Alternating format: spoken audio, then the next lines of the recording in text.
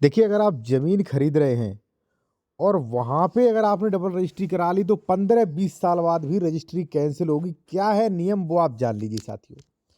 उदाहरण के तौर पे साथियों मैं आपको बता दूँ कि जैसे मान लीजिए ये रजिस्ट्री संख्या 5307 जो है, वो रियाज़ुद्दीन ने जो है वो नरेश कुमार को बेचा था प्लॉट संख्या 28, खसरा संख्या 36 में।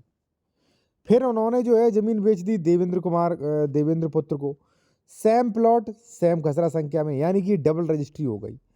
तो इसमें लास्ट वाली रजिस्ट्री जो है वो हमेशा कैंसिल होने योग्य है। अब देखिए इस पर हम एक आदेश भी दिखाएँगे, अभी आपको समझाएँगे। अगर आप साथियों कानूनी सलाह लेना चाहते हैं तो कॉन्टैक्ट नंबर वीडियो के डिस्क्रिप्शन में मिल जाएगा। या आप कहीं ज़मीन खरीदना चाहते हैं, डॉक्यूमेंट्स वेरिफिकेशन करवाना चाहते हैं कि इसमें डबल रजिस्ट्री, अंश से अधिक विक्रय, ज़मीन सरकारी तो नहीं, सार्वजनिक रजिस्टर में कोई विवाद तो नहीं चल रहा है, तो वो चीज़ें भी आप चेक करवा सकते हैं मेरे द्वारा। कॉन्टैक्ट नंबर वीडियो के डिस्क्रिप्शन में मिल जाएगा। प्रॉपर्टी ट्रांसफर एक्ट सेक्शन 3 के अनुसार आपको ये कर्तव्य होता है कि अगर आप एक एक्स प्रॉपर्टी खरीद रहे हो तो आप जांच पड़ताल करें कि एक्स की पहले रजिस्ट्री तो नहीं हो गई है, इसका कहीं एग्रीमेंट तो नहीं हो रखा है, इसका कहीं लीज होल्ड तो नहीं दे दिया है। तो ये सारी चीज़ जांच पड़ताल करना आपका काम है।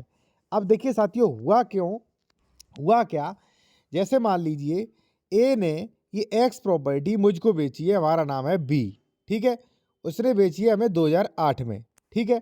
हमने दाखिल खारिज नहीं करवा पाया।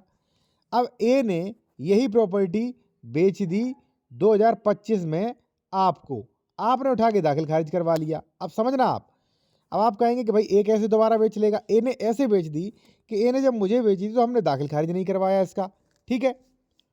हमने ध्यान नहीं दिया, दाखिल खारिज नहीं करवाया। अब आपने देखा ए के नाम खतौनी है, खतौनी के अनुसार आपने 2025 में ज़मीन खरीद ली। मुझे पता चला 2026 में, मैं इस प्रार्थना पत्र को जो 2025 में आपने रेस्टोरेशन जो दाखिल खारिज करवाया है, इस पर रेस्टोरेशन लगाऊंगा और इसे निरस्त करा के अपने नाम ज़मीन करवा लूँगा। तो इस तरीके से साथियों, अगर डबल रजिस्ट्री है तो जो बाद में रजिस्ट्री हुई है, सेल्डीड हुआ है जो, वो हमेशा कैंसिल होने योग्य है।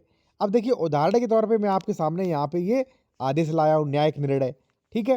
मैं फिर आपसे कहूँगा, बेहतर कानूनी सलाह या कोई ज़मीन खरीद रहे हैं या कोई अन्य डॉक्यूमेंट चेक करवाना चाह रहे हैं तो कॉन्टैक्ट नंबर वीडियो के डिस्क्रिप्शन में मिल जाएगा। अब देखिए यहाँ पे पुनर्स्थापन प्रार्थना पत्र दिनांक 21 के आधार पर प्रारंभ हुई। प्रार्थी द्वारा अपने प्रार्थना पत्र में उल्लेख किया कि प्रश्नगत वादी प्रभावित पक्षकार है जिसने पहले खरीदी, उसने रेस्टोरेशन दिया कि भाई मैं प्रभावित हो रहा हूँ, और उन्होंने कहा कि पारित आदेश 2019 में जो उन्होंने दाखिल खारिज करा लिया था तथ्यों के विपरीत है और गाठा संख्या फलाने में जो है बेनामा विक्रेता द्वारा दिनांक 2008 को ही प्रार्थिया को कर दिया था, ठीक है ना।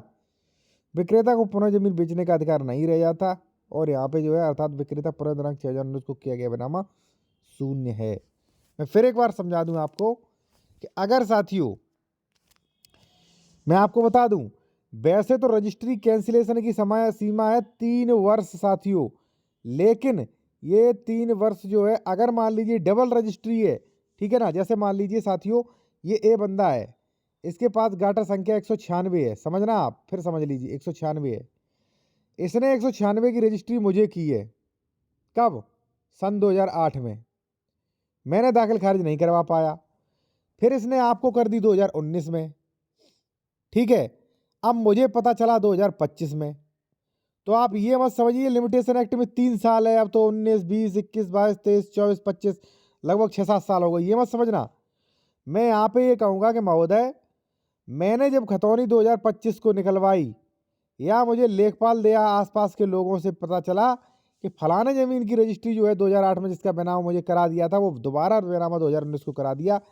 जब मुझे पता चला 2025 में, तो बिना किसी देरी के जानकारी के मैं तुरंत जो है यहाँ पे वाद दायर करता हूँ, और फिर भी मुझे मान लीजिए धारा 5 लिमिटेशन एक्ट का लाभ दिया जाए और जज साहब को देना पड़ेगा, ठीक है, क्योंकि इसमें इसका बहुत बड़ा अहित होता है, ठीक है।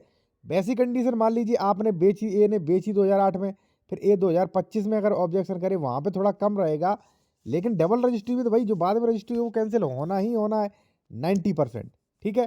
तो अगर मान लीजिए वीडियो समाप्त होता है और कानूनी सलाह और डॉक्यूमेंट चेक के लिए कॉन्टैक्ट नंबर वीडियो के डिस्क्रिप्शन में दिया गया है, व्हाट्सएप पे मैसेज करें, अपना कॉल बुक कराएं, फीस जमा करें, उसके बाद बात हो जाएगी।